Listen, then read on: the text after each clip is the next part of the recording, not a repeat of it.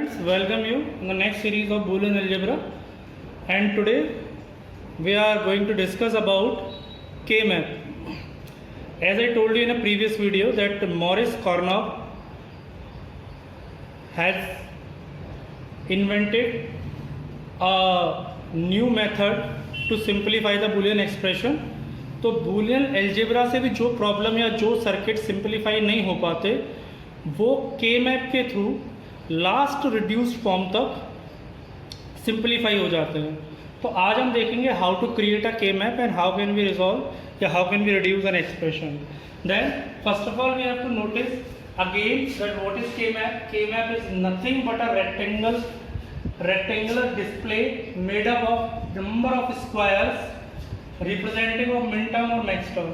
तो एक rectangle display है जिसके अंदर स्क्वायर्स में डिवीजन होता है और हर स्क्वायर एक मिन टर्म या एक मैक्स टर्म को रिप्रेजेंट करता है.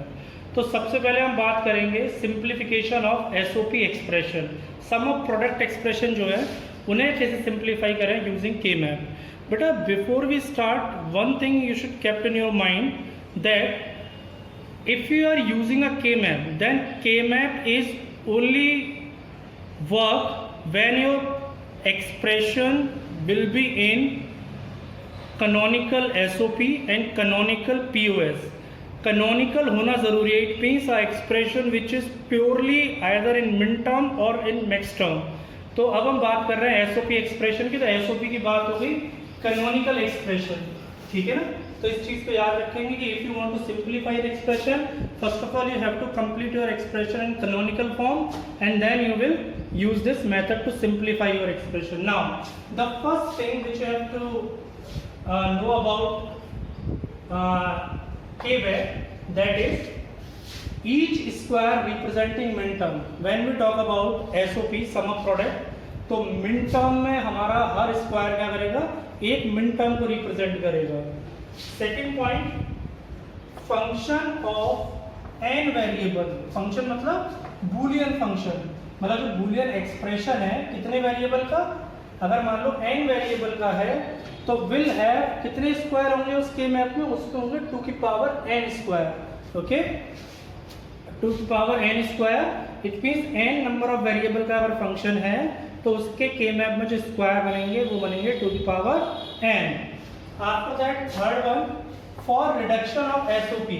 अगर आप एसओपी को रिड्यूस कर रहे हैं the map filled in by placing ones in square whose min term lead to 1 as output. तो इसका मतलब के मैप के अंदर उस स्क्वायर में 1 फिल होगा जिसका min term ट्रुथ टेबल का आउटपुट क्या जनरेट करता है, 1 जनरेट करता है. मैंने आपको पहले ही बताया था कि एसओपी एक्सप्रेशन हमेशा जो ट्रुथ टेबल में आउटपुट 1 दे रहे हैं उनके लिए वो एक्सप्रेशन क्रिएट किए जाते हैं. तो now after discussing all about this now we will move that how to create a K-map. So now we will focus on this part. बेटा इस वाले पार्ट को बहुत ध्यान से देखेंगे. ये वाला पार्ट, इस पार्ट में आपको बताया गया how to create for the K-map for the two variable function. तो सपोज करो अगर आपके फंक्शन में टू वेरिएबल है then how will you create a K-map. तो देखिए K-map डिजाइन होगा जिसके अंदर 4 स्क्वायर होंगे. ठीक है, 4 स्क्वायर होंगे क्योंकि वेरिएबल कितने हैं बेटा 2, और स्क्वायर कितने होंगे, जब अगर n 2 है तो स्क्वायर कितने होंगे 2 की पावर 2 मतलब 4 स्क्वायर. अब 4 स्क्वायर कैसे लीड करेंगे हम इस बात को समझ लेते हैं. देखिए सपोज करिए वो वेरिएबल कौन है, a और b. एक फंक्शन जिसमें 2 वेरिएबल है केवल, तो वो कैसे कैसे रिप्रेजेंट होंगे. देखिए अगर आप कोई भी स्क्वायर बनाते हैं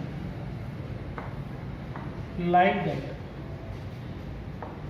तो हम हमेशा के मैप के टॉप पार्ट को और वर्टिकल पार्ट को मेजर करते हैं. देखिए वर्टिकल पार्ट जो ये रिप्रेजेंटेशन है सेम रिप्रेजेंट ये करेगा और जो टॉप करेगा सेम रिप्रेजेंट बॉटम करेगा. तो यहाँ पे हम लोग इस वाले पार्ट को और इस वाले पार्ट को करेंगे. कैसे करते हैं, मान लीजिए हमारे पास 2 वेरिएबल है a और b. तो a की पॉसिबल वैल्यू कितनी हो सकती है बेटा, किसी भी वेरिएबल की पॉसिबल वैल्यू 2 ही हो सकती हैं. या तो वो 0 होगा और या फिर क्या होगा 1, मतलब या तो विदाउट डैश होगा या क्या होगा विद डैश होगा। तो हमने इस तरफ ले लिया A और इस तरफ ले लिया B। वाई? बिकॉज यहाँ पे कितने स्टेट है? केवल 2। तो यहाँ एक वेरिएबल लिया हमने इस साइड और ये इस वेरिएबल की दोनों स्टेट को रिप्रेजेंट करेगा। यहाँ पे हम रिप्रेजेंट करेंगे 0 स्टेट मतलब A डैश, अंडरस्टैंड, और यहाँ हम करेंगे 1 मतलब A। समझ में आई बात? जैसे मैंने बताया था मिन टर्म में विदाउट बार जो होता है वो 1 से रिप्रेजेंट होता है और विद बार 0 से। तो अगर A में इस साइड वर्टिकल साइड रिप्रेजेंट करता हूँ तो अगर A की पॉसिबल वैल्यू कितनी होंगी? 2 ही होंगी। तो पहले हम लिखेंगे 0, तो 0 का मतलब ये क्या हो गया? ये A डैश हो गया, और 1 का मतलब क्या हो गया? A। तो इसका मतलब ये वाला ब्लॉक और ये वाला ब्लॉक दोनों कौन है? 1 1, और ये वाला ब्लॉक कौन सा है? ये 0 0। तो 0 0 है तो A डैश और A डैश, और ये क्या आ जाएगा? A और A। तो ये दोनों ऐसे रिप्रेजेंट कर रहे हैं। अब हमें वर्टिकली रिप्रेजेंट करना है बेटा। वर्टिकली कैसे होगा? वर्टिकली में देखेंगे, यहाँ पे हम देख रहे हैं कौन सा वेरिएबल है? B। तो B की भी 2 ही वैल्यू आएंगी, एक 0 और एक 1। तो 0 का मतलब तो हो गया B डैश और 1 का मतलब क्या हो गया? B। तो बेटा अब यदि मैं देखूं या आप समझने की कोशिश करें केयरफुली, तो ये वाला जो सेल है या ये वाला जो स्क्वायर है ये किस किस से मिलके बन रहा है? ये बन रहा है इधर और ये। तो इसका मतलब ये क्या है? A डैश और B डैश। इस वाले का एड्रेस क्या होगा? ये हो गया A डैश और ये क्या हो जाएगा बेटा? B। एंड आफ्टर दैट ये है A, तो इस वाले का एड्रेस क्या होगा? A और ऊपर से कौन आएगा? B डैश, और फिर A और ऊपर से क्या आएगा? B। तो now you can see all square represent a मिन टर्म। तो अगर आप 2 वेरिएबल हैं तो 2 वेरिएबल के पॉसिबल कॉम्बिनेशन ट्रुथ टेबल में कितने बनेंगे? ट्रुथ टेबल में अगर A B है और R रिजल्ट है तो यही तो कॉम्बिनेशन बनते हैं। 0 0 0 1 1 0 4 कॉम्बिनेशन बनेंगे। तो हमने चारों देखे, ये एक मिन टर्म हो गया, ये एक मिन टर्म हो गया, ये मिन टर्म, क्योंकि 2 ही वेरिएबल है फंक्शन में तो दोनों कंप्लीट है। तो A डैश और A डैश, तो 0 0 और 0 0 किसकी बाइनरी होती है? ये होती है 0 की। 0 1, तो ये 0 ये 1, ये क्या हो गया? टोटल 1 हो गया डेसिमल इक्विवेलेंट। इसे क्या बोलेंगे? ये हो गया A B डैश, तो ये हो गया 1 0, कितना हो गया? 2, और ये हो गया 1 1, कितना कहलाएंगे? 3। तो instead of writing this min terms we will write the shortened notation. Shortened notation क्या होती है मिन टर्म्स की? उनके डेसिमल इक्विवेलेंट। तो मैंने इन बॉक्स पर डाल दिया ये 0 मिन टर्म, ये 1 मिन टर्म, ये 2 और ये 3। तो इसका मतलब when you want to fill the min terms according to truth table like that, अगर ये यहाँ 1 और यहाँ 1 होता है और आउटपुट इन दोनों पे 0 होते हैं, और इसके बाद आपको ये पता करना है कि इसका एसओपी एक्सप्रेशन जो है वो क्या है। तो एसओपी एक्सप्रेशन इसका कितना हो गया? इसका हो गया A B dash plus A B। यही तो मिन टर्म हुआ, क्योंकि दोनों 1 है। तो मिन टर्म किसके लिए सेलेक्ट करते हैं? 1 के लिए। तो आउटपुट 1 है तो A B डैश और 1 A B। तो ये हो गया। अब इसको के मैप में कैसे फिल करेंगे? तो देखिए के मैप में कैसे फिल करेंगे, या तो आप इधर से देख सकते हैं A B डैश, तो A B डैश हो गया A और B डैश ये, तो ये वाला कॉलम आएगा, ये वाला सेल आएगा। और अगर आप और सिंप्लिसिटी से समझना चाहते हैं तो आप समझ सकते हैं 1 और 0 कितना होता है? 2। अगर मैं इसे मिन टर्म में कन्वर्ट करूँ तो क्या लिखूंगा? 1 0, तो ये हो जाएगा M2 और ये हो जाएगा कितना? M3। तो इसका मतलब 2 वाला और 3 वाला, तो 2 कहाँ पे है? ये, और 3 कहाँ पे? ये। तो यहाँ हम फिर क्या कर देंगे? 1 1 फिल कर देंगे। सिंप्लीफाई कैसे होगा वो बाद में बात करेंगे। अभी तो हम देखेंगे के मैप समझें कैसे और उनमें मिन टर्म्स की फिलिंग कैसे करें एक्सप्रेशन की। Now we will move on to the 3 variable K map. अब आप इस पर फोकस करेंगे 3 वेरिएबल के मैप पे। तो देखिए 3 वेरिएबल के मैप में n 3 है हमारे, मतलब नंबर ऑफ वेरिएबल 3 है। तो स्क्वायर कितने हो जाएंगे 2 की पावर 3 8, मतलब 8 कॉम्बिनेशन बनेंगे टोटल 3 वेरिएबल के। अब उन्हें रिप्रेजेंट कैसे करें? तो देखिए मैंने एक के मैप बनाया है। मैंने कैसे बनाया है के मैप? मैंने एक वेरिएबल इस साइड कर दिया है और 2 वेरिएबल मैंने ऊपर कर दिए हैं। तो ये हो गया ए बी सी। तो एक वेरिएबल की 2 स्टेट होंगी 0 और 1, इसलिए यहाँ पे कितने केवल 2 ही रोज हैं। ठीक है, इस मैप में कितनी रो हैं? 2 रो हैं। एक मेरी रिप्रेजेंट कर रही है 0 और एक 1, तो इसका मतलब एक मेरी कर रही है ए डैश और एक कर रही है ए रिप्रेजेंट। आफ्टर दैट देखिए ऊपर कितनी रो हैं? 4 रोज हैं, वो 4 कॉलम्स हैं। तो अब BC जो है, BC की पॉसिबल वैल्यूज हैं ये। तो देखिए पहली वैल्यू हमें पता है कि 2 वेरिएबल के पॉसिबल कॉम्बिनेशन कितने हो सकते हैं? 0 0 हो सकता है, 0 1 हो सकता है, 1 0 हो सकता है और 1 1 हो सकता है। बेटा एक चीज़ आपको ये दिमाग में बड़े कॉन्सेंट्रेशन के साथ रखनी पड़ेगी, समझनी पड़ेगी कि 2 वेरिएबल के बाद जब भी आप 3 वेरिएबल में आते हैं तो देखिए यहाँ पे बिकॉज सिंगल वेरिएबल है इस वजह से 0 1 लिखा हमने, लेकिन यहाँ पे 2 वेरिएबल है। 2 वेरिएबल के पॉसिबल कॉम्बिनेशन कितने हो गए? 4। तो 0 0 0 1, अब आना चाहिए था 1 0 यहाँ पे। अगर हम लीनियरिटी की बात करें, लीनियर वे की बात करें, तो यहाँ आना चाहिए था 1 0। लेकिन रिमेंबर दैट जब भी आप के मैप बनाएंगे और मोर देन 2 रोज हैं या मोर देन 2 कॉलम्स हैं, तो लास्ट वाले सेकेंड लास्ट और लास्ट दोनों की पोजीशन चेंज हो जाती है के मैप में। ये मॉरिस कार्नोक के थ्रू बनाया गया स्ट्रक्चर है, वी कांट चेंज इट। उन्होंने इस स्ट्रक्चर को ऐसे ही बनाया है।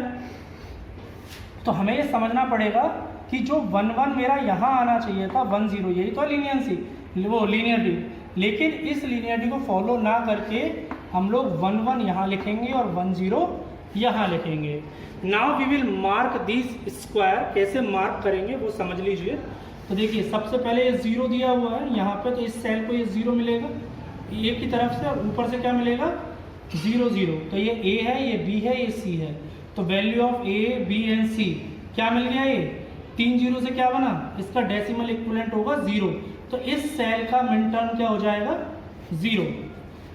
ऐसे ही 0 और ऊपर से क्या आएगा? 0 1। तो अगर आप इसे वेरिएबल में लिखना चाहें तो मिलेगा क्या? ए डैश, और यहाँ से मिलेगा बी डैश, और क्या मिलेगा बेटा? सी, क्योंकि 1 है तो 1 सी आएगा, सी डैश नहीं आएगा। उसके बाद 1 1 और यहाँ से क्या मिलेगा? ए डैश, क्योंकि ये पूरा रो जो है वो किसका है? ए डैश का। तो रो पूरा ए डैश का, कॉलम हमारे चेंज हो रहे हैं according to the value of B C. तो ये हमारा हुआ ए डैश, यहाँ से मिला हमें ए डैश, ऊपर से मिला बी सी। तो क्योंकि 1 1 है तो वैल्यू कितनी आएगी? बी और सी। और फिर ए डैश, और ए डैश के बाद ऊपर से जो बी और सी की वैल्यू आएगी, बी की है 1 तो लिखा जाएगा बी, और सी की है डैश। तो ये हमारा हो गया। ऐसे ही हम नीचे वाले को फिल करेंगे। ए कितना हो गया हमारा? ए हो गया हमारा, मतलब 1 है तो ए ही आएगा, और 0 0 तो बी डैश और सी डैश। फिर ए 1 हो गया तो ए ऊपर से क्या आएगा? 0 के लिए बी डैश और 1 के लिए सी। फिर यहाँ से फिर ए गया और ऊपर से 1 1 है तो क्या मिला? B C. और फिर यहाँ से आया ए क्योंकि 1 है, और फिर यहाँ से 1 के लिए बी और 0 के लिए सी डैश। ओके बेटा, never change the shape of this rectangle और position of square. The position are always marked by this variables. First you have to select कि ए नीचे आ रहा है और बी सी ऊपर, क्योंकि फंक्शन में जो ऑर्डर दिया होता है ए बी सी, वही ऑर्डर हमें फॉलो करना होता है। तो हमने ए वेरिएबल नीचे ले लिया और बी सी, तो इसे ऐसे काउंट करेंगे ए बी सी। तो सबसे पहले ए को देखेंगे फिर बी सी को देखेंगे, ठीक है ना। तो ये क्या आ गया? A dash B dash C dash. Now we will mark them. तो देखिए ये तो हमने 0 मार्क कर लिया। अब ये क्या है? ये 0 0 1, मतलब 0 0 1 तो कितना होता है? 1 होता है। तो ये कौन सा मिन टर्म है? 1। ये मतलब 1 मिन टर्म की पोजीशन है। फिर 0 1 1, ये मिन टर्म 3 की पोजीशन हो गई। देखिए 0 1 1, इसके बाद 0 1 0 कितना हो गया? 2। तो ये 2 की पोजीशन हो गई। फिर 1 और बी डैश सी डैश 0 0, मतलब 1 तो ये हो गया और 0 0 ऊपर से तो बेटा यहाँ पे हो गया आपका 4 और इसके बाद देखिए 1 0 1 तो कितना हो गया 5 हो गया और 5 के बाद ये हो गया 1 1 1 7 और ये कितना हो जाएगा 1 1 0 ये हो जाएगा बेटा 6। तो that is the 3 variable K map. बेटा देखिए ये सब जो है ये मिन टर्म्स की पोजीशन मार्क की है मैंने, या तो मैं ये लिख लेता A dash B dash C dash, लेकिन ये लिखना थोड़ा सा आप पे थोड़ा कंजेस्टेड सा लगता है आपका के मैप, तो हम लोग नीचे मार्क कर लेते हैं 0 1 2 3 और 4 5 6 7। लास्ट वाले सेकंड लास्ट जो है हमारा वो लास्ट हो जाता है और लास्ट सेकंड लास्ट हो जाता है हमारा। और ये हमें समझना बड़ा ज़रूरी है कि के मैप में मिन टर्म्स की पोजीशन को मार्क करिए, और मार्क करना इसलिए ज़रूरी कि when you are placing a 1 it means truth table में जिन इनपुट के आगे 1 लगा हुआ है वो 1 उन मिन टर्म्स में हम लोग इन सर्किल में इन बॉक्सेस में लगा देते हैं ताकि हम अपने एक्सप्रेशन को सिंप्लीफाई कर पाएँ। तो I hope you will understand third variable K map and now we are moving on to the fourth variable K map. बेटा फोर्थ वेरिएबल के मैप जो है that is very important. remember that in your board examination will be divided into two parts, part 1 and part 2. Part 1 is full with the Boolean algebra and computer hardware, and when you move on to the part 2, then part 2 is divided into 3 sections. First section A having 2 questions of 10 numbers to simplify a Boolean expression and is totally of 4 variable function. तो 4 variable function ही आपके section A में आता है to simplify it, और आपको के map के through ही उसे सिंप्लीफाई करना पड़ेगा, बूलियन अलजेब्रा के थ्रू लगभग इम्पॉसिबल है, ठीक है ना। तो now we will understand this 4 variable K map that is very important. Now suppose करिए if you have a function of 4 variable a b c and d, तो how many variables are there, n equals to 4, then 2 की power n equals to 2 की power 4, तो कितना हो गया 16। तो 4 variable के ट्रुथ टेबल में कितने कॉम्बिनेशन बनते हैं 16 कॉम्बिनेशन बनते हैं। तो 16 ही बॉक्सेस होंगे हमारे पास, 1 2 3 4 और 1 2 3 4, तो 4 × 4 16, तो 16 बॉक्सेस बनेंगे बेटा। और 16 बॉक्सेस में हम 2 वेरिएबल इस साइड और 2 वेरिएबल इस साइड रिप्रेजेंट करेंगे। जैसा हमारा फॉर्मेट है A B C D, तो पोजीशन फिक्स होती है वेरिएबल्स की, you can't change it, means you can't use BCAD, तो BCAD यूज नहीं कर सकते आप लोग। मैंने आपको बताया था जब हमने प्रपोजिशनल वाले क्वेश्चन किए थे क्लास 11th में, जब हम टेबल बनाते थे और उनसे SOP एक्सप्रेशन डिराइव करते थे। I hope you will remember that, we have done lots of practice of that type of questions, okay. And उस तरह का एक क्वेश्चन आपके बोर्ड में भी आता है 5 नंबर का। तो नाउ हमने अब अपने ABCD जो वेरिएबल हमारा जो सीरीज है उसे 2 पार्ट में डिवाइड कर लिया, ABCD। तो first we will discuss about AB। तो how many combination prepare for AB, 2 variable है, 4 कॉम्बिनेशन प्रिपेयर होंगे, इस वजह से कितनी रो होंगी इसमें 4 रोज होंगी। और बेटा मैंने बताया था कि अगर 2 से ज़्यादा रोज होती हैं तो लास्ट और सेकेंड लास्ट वाला फॉर्मेट हमेशा याद रखते हैं हम लोग।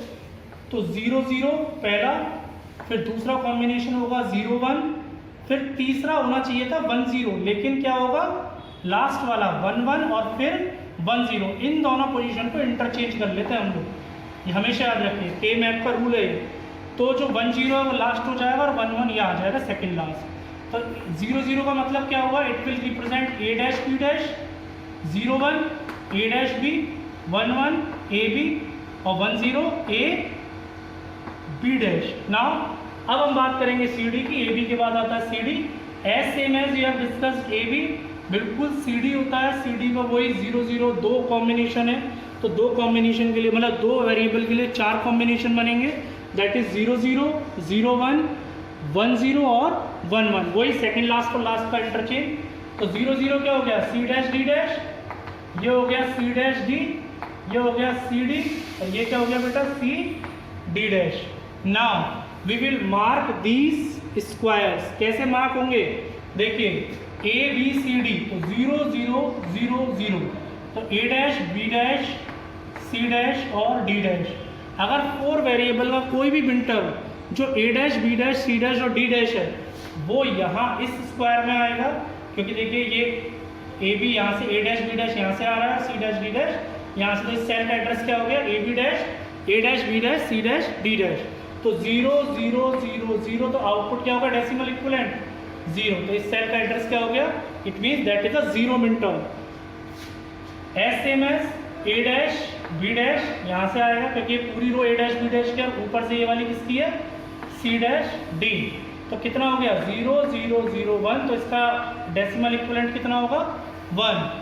फिर से यहाँ चले, ये हो गया A dash B dash C D, तो 0 0 1 1 कितना हो गया बेटा 3, तो यहाँ लिख देंगे 3, और ये हो जाएगा ए डैश बी डैश सी और डी डैश, मतलब 0 0 1 0 कितना हो गया 2, तो देखिए 0 1 2 3, तो ऐसे अब हमें पता है 0 1 ये हो जाएगा, 0 0 ये 4 आएगा, तो हम डायरेक्ट लिख सकते हैं 4 5 6 7, और देखिए अब नीचे अब आना चाहिए 8, लेकिन 8 ये वाला नहीं होगा, interchange, remember that last 2 rows always interchange, 8 9 10 11, और बेटा अब ये हो जाएगा 12 13 14 एंड 15, तो we have mark the min term, shortened min term on each square, and in a truth table when we found a 1 in front of any type of combination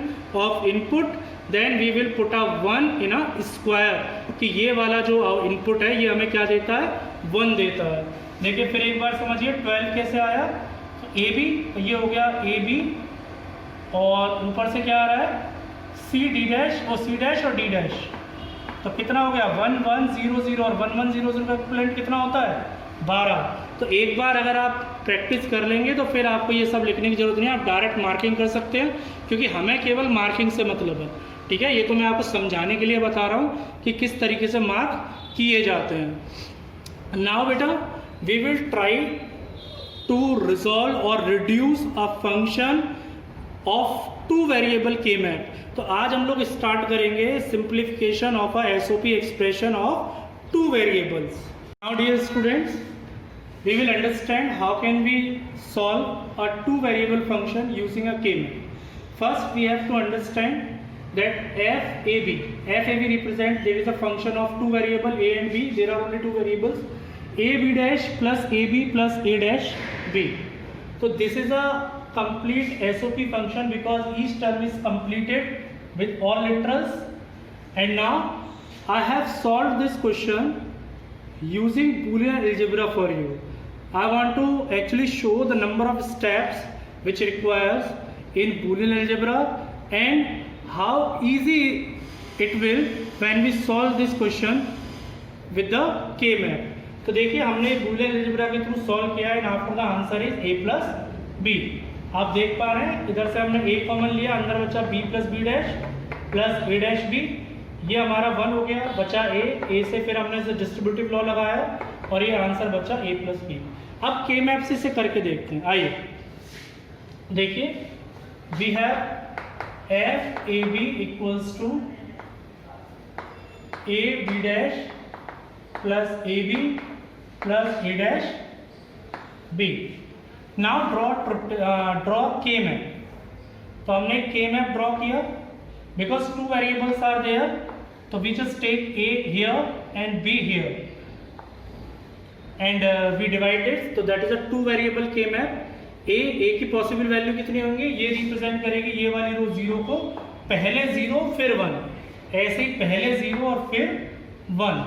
तो अगर हम इस वाले स्क्वायर को मार्क करें तो क्या होगा 0 0 0 0, तो ये कौन सा मिड टर्म रिप्रेजेंट करता है 0। ये वाला कौन सा करेगा, ये होगा 0 1, तो ये किसका करेगा बेटा 1 का।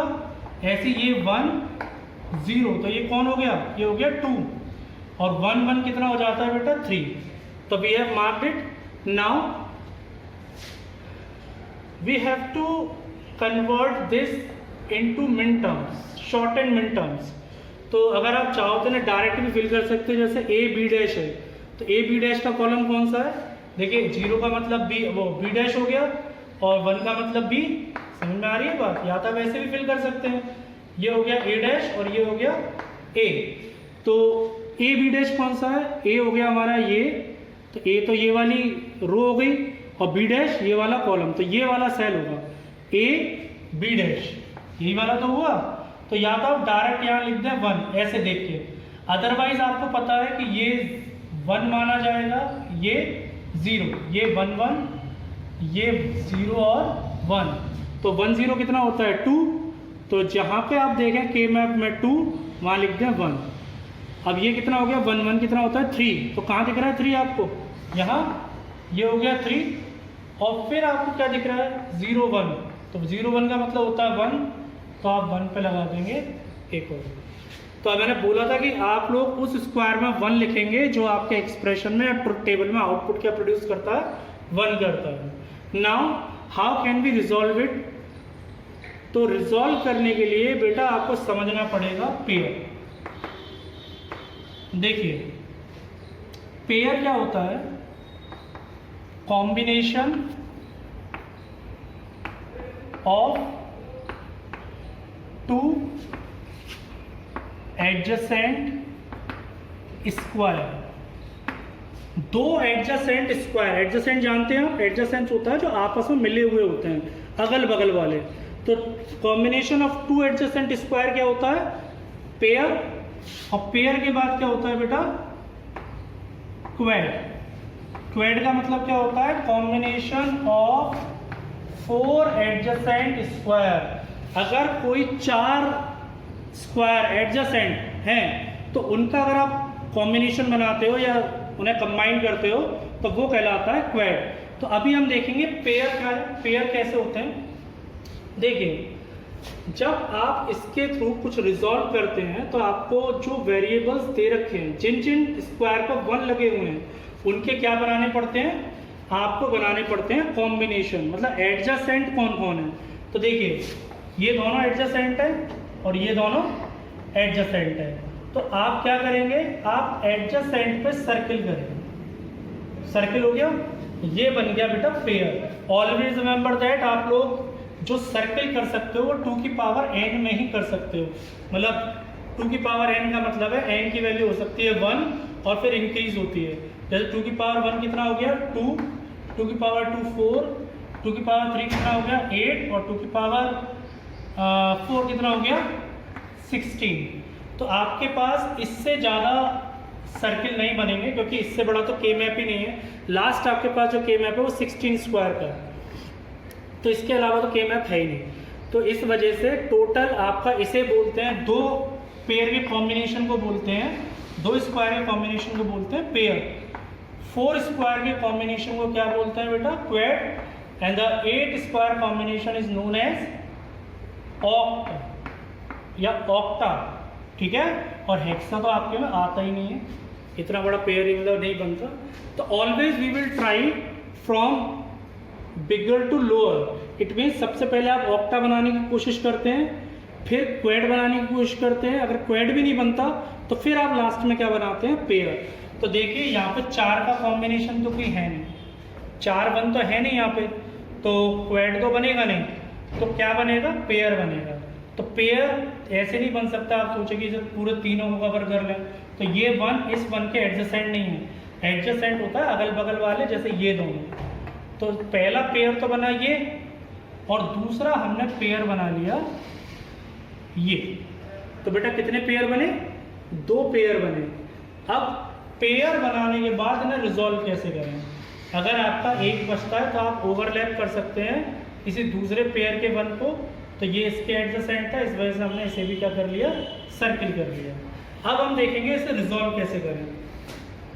तो देखो बेटा रिजॉल्व करने के लिए आप लोग देखेंगे कि आंसर कैसे निकल के आता है। अब गौर करेंगे मैं जो बताने वाला हूँ। देखिए सबसे पहले हम लोग इस वाले पेयर को ले लेते हैं, इस वाले किसी को भी ले लीजिए।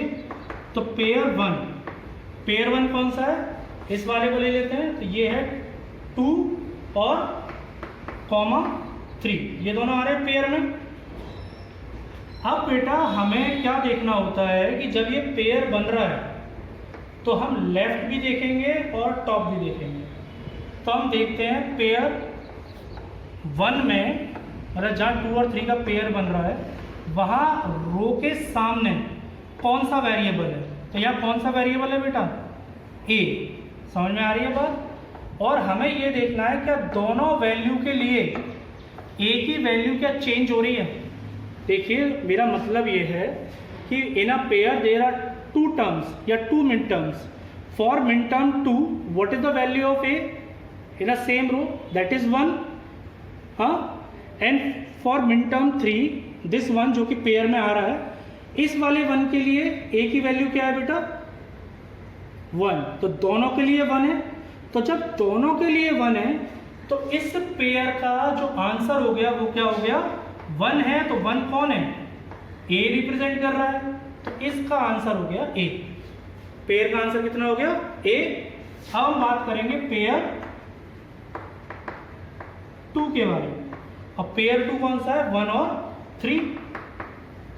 बेटा ध्यान से देखेंगे, अब हम देखते हैं यहाँ पे ये पेयर बन रहा है ऐसे, तो एक तो ये रो कवर कर रहा है और एक ये वाली रो भी कवर कर रहा है, दोनों रो कवर कर रहा है। देखिए ऐसे बना हुआ है, तो इसका एक टर्म इधर आ रहा है, एक टर्म कहाँ आ रहा है यहाँ आ रहा है। तो इस वाले टर्म के लिए ए की वैल्यू कितनी है 0 और इस वाले टर्म के लिए ए की वैल्यू कितनी है 1।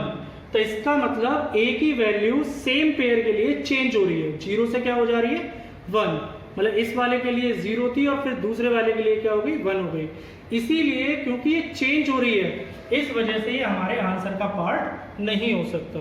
अब हम ऊपर देखेंगे, एक बार साइड देखते हैं और एक बार ऊपर। तो ऊपर हम देखते हैं तो इस वाले 1 के लिए b की वैल्यू कितनी है 1 और इस वाले 1 के लिए b की वैल्यू कितनी है 1। इससे तो कोई लेना देना ही नहीं है। तो दोनों 1 के लिए जो पेयर में कंबाइंड है उनके लिए b की वैल्यू कितनी है सेम 1। तो इस वजह से इसका आंसर कितना आ जाएगा, यहां से आएगा 1 और 1 के लिए कौन है b। समझ में आ रही है बेटा। ऐसे हमने a के लिए देखा था, a के लिए इस 1 के लिए क्योंकि ये पेयर ऐसे था तो इस 1 के लिए ये सेम था और इस 1 के लिए ये सेम था, लेकिन ऊपर b की वैल्यू यहाँ 0 थी इस वाले 1 के लिए और इस वाले 1 के लिए 1, तो चेंज हो रही थी, इस वजह से आंसर नहीं आया पेयर 1 के लिए। तो पेयर 1 का आंसर हो गया ए और पेयर 2 का आंसर हो गया बी। तो आपका जो रिड्यूस्ड एसओपी है तो एफ ए कॉमा बी आपका कितना हो गया, दोनों का एडिशन हो जाएगा। आपको याद है कि मिन टर्म्स में हम लोग क्या करते हैं, ऑरिंग करते हैं जो भी हमारे टर्म्स होते हैं। तो एक पेयर का आंसर प्लस दूसरे पेयर का आंसर। तो देखिए ना तो आपको यहाँ बूलियंस लॉ याद करने की जरूरत पड़ी ना आपने बूलियंस लॉ लगाया, दोनों का आंसर सेम आया कि नहीं आया। तो that is a magic of के मैप। के मैप क्या करता है, के मैप एक ही बार में पूरे फंक्शन को लास्ट रिड्यूस फॉर्म कर देता है। चलिए एक और एग्जांपल लेते हैं हम 3 variable. We have an example of 3 variable function. तो f x y z equals to x y dash z dash plus x dash y dash z plus x dash y z dash plus x y dash z dash plus x y dash z plus x y z dash। But now if you see this example and if I told you to solve the problem using Boolean algebra, so it is little bit difficult. It means to solve such type of function using Boolean algebra, so it will take your lots of time. But how is it simple to solve using Boolean using K-map? Now we just understand about it. So how many functions we have? 3 functions और 3 functions के लिए हम K-map कितना बनाएंगे, हम लोग बनाएंगे 8 square K-map। तो 8 स्क्वायर K-map मैंने आपको बताया था कैसे बनता है। ये आपका बन गया 8 स्क्वायर K-map और यहाँ पे हम यहाँ ले लेंगे x वेरिएबल और ऊपर ले लेंगे y z, क्योंकि ऊपर हमने बनाया है 4 ब्लॉक। तो x की पॉसिबल वैल्यू कितनी होगी 0 और 1। तो 0 किसे रिप्रेजेंट करता है x डैश को और ये किसे करता है x को। ऐसे यहाँ कितनी होंगी 0 0 0 1 1 0। रिमेंबर दैट लास्ट और second last will turn into second last और second last will become last. तो ये सेकंड लास्ट होता है 1 0, वहाँ चला गया और 1 1 कहाँ गया यहाँ। ना बेटा मैं आपको बता चुका हूँ मिन टर्म कैसे मार्क करते हैं हम लोग। तो ये वाला जो स्क्वायर है वो होगा 0 का, ये 1 का, ये 2 का और ये 3, ये 4, ये 5, ये 6 और ये 7। तो हमने इस तरीके से मार्क डाल लिए। Now after that we just focus on our expression and find out the min term. तो 0 0 0 because x dash y dash z dash, तो 0 0 0 कितना होता है बेटा इक्विवेलेंट डेसिमल 0 के, तो इसका मतलब ये कौन सा मिन टर्म है 0, तो एक्सप्रेशन में है इस वजह से हमने यहाँ पे लगा दिया 1 लगा दिया। 0 0 1 कितना हो गया बेटा 1 हो गया, और 1 को भी हमने पुट कर दिया 1 यहाँ पे, it means that is also in expression. फिर हमने देखा नेक्स्ट 0 1 0, तो 0 1 0 कितना होता है बेटा 2, तो अब जो 2 ब्लॉक है हम उस पर लगा देंगे 1। फिर है 1 0 0 कितना हो गया बेटा 4, तो अब हम लगा देंगे 4 पे 1, और x y डैश z, तो ये हो गया 1 0 1 दैट इज 5, 1 0 1 5 के इक्विवेलेंट होता है, तो 5 भी है तो इस पर 5 पे 1 लगाएंगे, और फिर हमने लगाया 1 1 0, तो क्या हो गया 6, तो हमने किस पे लगा दिया बेटा 6 पे। Now we have completed 6 terms, 6 min term in our expression canonical SOP में 6 टर्म है, और 6 टर्म देखिए हमने मार्क कर दिए अकॉर्डिंग टू देयर मिन टर्म्स। तो मिन टर्म पे हमने मार्क कर दिए 6, केवल 2 नहीं है इस एक्सप्रेशन में, बाकी 6 एक्सप्रेशन है, तो 6 के लिए 1 मार्क कर दिया। ये पोजीशन को हम खाली छोड़ देंगे क्योंकि यहाँ पे हमारे एक्सप्रेशन का आउटपुट क्या है 0, तो 0 वाले हम काउंट नहीं करते एसओपी में। नाउ बेटा how can we resolve it, तो फर्दर मैंने बोला था हम लोग क्या बनाते हैं, हम लोग बनाते हैं hexa quad octa quad and pair. तो सबसे पहले हम जितना बड़ा बना सकते हैं, मतलब सबसे बड़ा होता है हेक्सा, तो हेक्सा तो बनेगा नहीं 16 का कॉम्बिनेशन, फिर कोशिश करेंगे हम किसकी बेटा ऑक्टा की। तो देखिए ऑक्टा के लिए 8 1 चाहिए, तो 8 1 तो है नहीं, 6 ही 1 है केवल, तो ऑक्टा भी नहीं बन सकता। तो अब हम कोशिश करेंगे किसकी क्वैड की, तो देखिए क्वैड बन सकता है।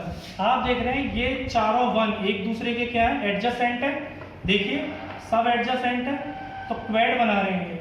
ये वाले क्वैड में शामिल क्यों नहीं हो सकते, क्योंकि ये बीच में क्या है बेटा एडजेसेंट नहीं है, तो हम लोग क्या करेंगे इन चारों को सर्किल करेंगे, तो ये क्या बन गया हमारा क्वैड बन गया, और क्वैड के बाद एक बन गया हमारा क्या बेटा पेयर, ठीक है।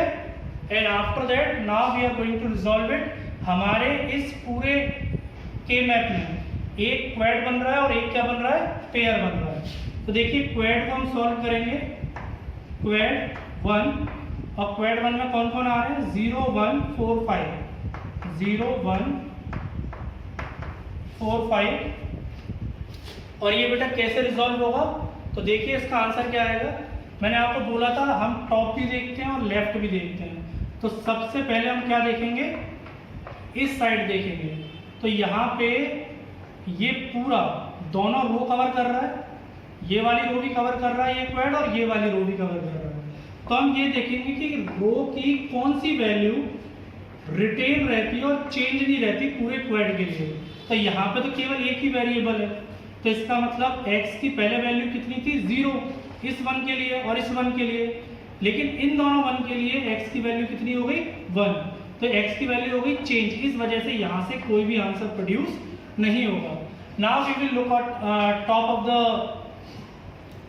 क्वैड, तो क्वैड के टॉप में देखेंगे, देखिए ये दोनों कॉलम कवर होते हैं इस क्वैड में, ये वाला कॉलम और ये वाला कॉलम दोनों कवर हो रहे हैं।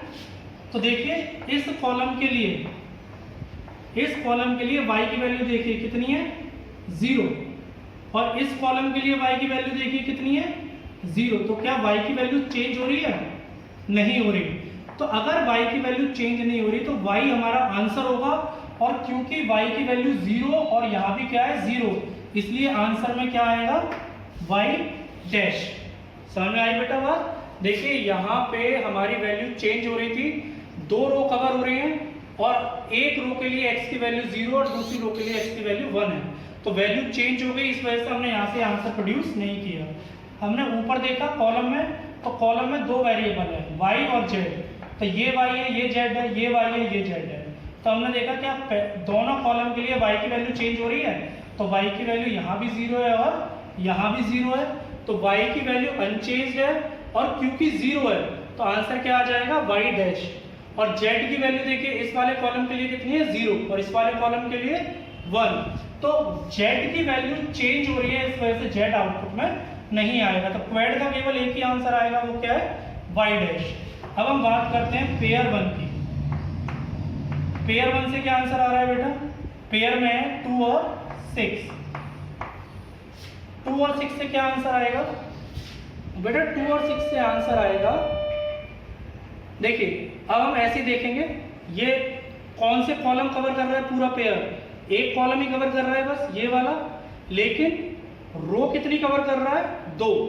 तो पहली रो में x की वैल्यू कितनी है? इधर 0, और दूसरी रो में x की वैल्यू 1, तो वैल्यू चेंज हो रही है, तो इस वजह से फिर से आंसर नहीं आएगा पेयर में। यहाँ से इस साइड से ऊपर देखते हैं, तो ऊपर देखिए x की मतलब y और z, तो y की वैल्यू केवल एक ही कॉलम कवर हो रहा है, तो इस वाले 1 के लिए y की वैल्यू 1 है और इस वाले 1 के लिए y की वैल्यू 1 है, तो y आंसर आ जाएगा आपका। और z की वैल्यू भी देखिए, z की वैल्यू इस वाले 1 के लिए भी सेम है और इस वाले 1 के लिए भी सेम है, लेकिन z की वैल्यू कितनी है? 0, तो 0 सेम है, तो 0 के लिए क्या हो गया? z डैश, तो y z dash I z dash will be your answer. तो इट मीन्स दिस पेयर जब आपने लिया तो आपने ऊपर की वैल्यू चेक की, दोनों ऊपर की वैल्यू दोनों के लिए चेंज नहीं हो रही है, y और z चेंज नहीं हो रहा है इन दोनों के लिए, इस वजह से ये दोनों क्या हो जाएंगे? y z डैश आपका आंसर हो जाएगा और x आपका हट जाएगा, बिकॉज वो क्या हो रहा है? चेंज हो रहा है। तो बेटा ये थे हमारे क्या कुछ क्वेश्चंस जो मैंने आपको सॉल्व करके दिखाया using 2 variable K map and 3 variable K map, but the most important 4 variable K map we will discuss in our next video. तब तक घर पे रहिए, सुरक्षित रहिए, thank you. Now dear student, focus on question number 71 आपको करना है बेटा। 3 सेक्शन है और देखिए तीनों के आंसर आपको दिए हुए हैं। ये 3 वेरिएबल के मैप के थ्रू आपको करने हैं, आप परेशान ना हो। देखिए M0, M1, M5, M7 ये तो और इजी है, आपको उसने कैनोनिकल SOP फॉर्म ना देके कैनोनिकल शॉर्ट एंड फॉर्म दिए मिन टर्म्स में। तो ये M0 प्लस M1, तो 0 का मतलब 0 हो गया स्क्वायर, 1 5 7 ऐसे। देखिए सिग्मा SOP को रिप्रेजेंट करता है। First of all you can change it into SOP expression canonical, otherwise you can directly put. आपके एग्जामिनेशन में, बोर्ड एग्जामिनेशन में ऐसे ही आता है क्वेश्चन सिग्मा लगा के। आपको क्या करना होता है, आपको 1 3 5 4 7 ये मिन टर्म्स दिए हुए हैं, इन्हें आप अपने के मैप में फिल करेंगे और बॉक्सेस क्रिएट करेंगे। ऐसे ही आप बनाएंगे M0, M2, M4 और M6 तीनों क्वेश्चन आप करेंगे और सॉल्व करके ये आंसर्स देखिए, आंसर दे रखे हैं, ये आंसर आएंगे। और अगर फर्दर कोई प्रॉब्लम होती है तो नेक्स्ट वीडियो में हम बात करेंगे 4 वेरिएबल के मैप के बारे में।